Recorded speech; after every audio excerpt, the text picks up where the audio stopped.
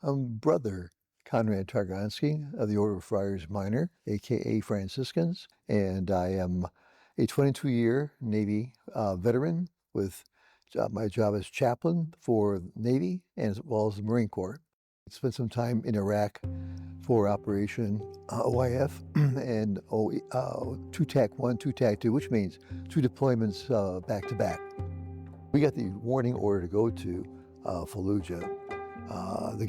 Some Marine said, "Father, are you excited? Are you ready to go get some?"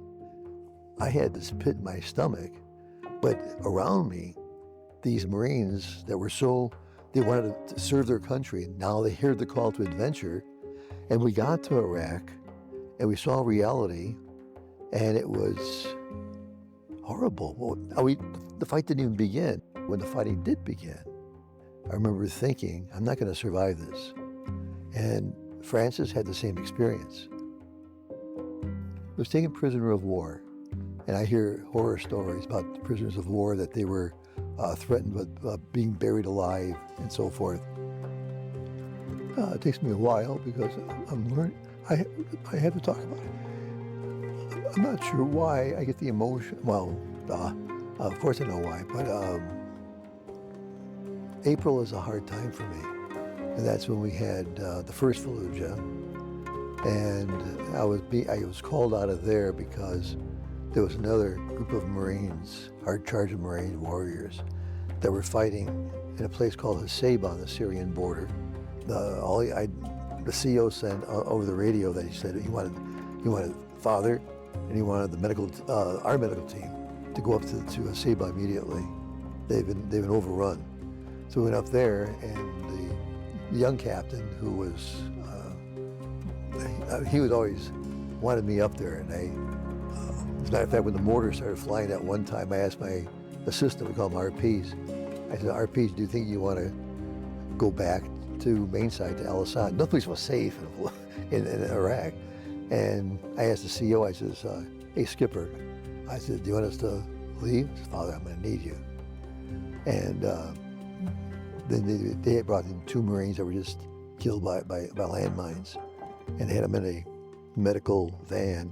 It was night, no lights are on. We had these green chem lights hanging, and I went there by myself, and they was laying there, and I touched their hands, and they were warm yet. I had said prayer, and I heard some whimpering in the corner with a young corpsman who was shaking.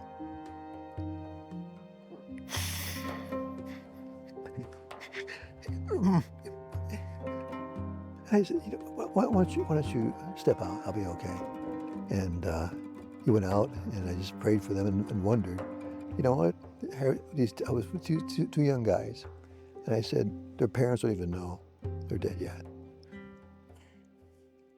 But I was there. I went back a month later because the CO, Skipper, was killed, and 5 more Marines. It was, there's no word for it.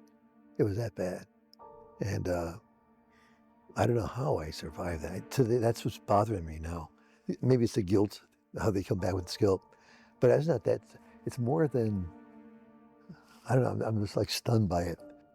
What I did though, that's when I decided before I decided to do anything, I went on pilgrimage.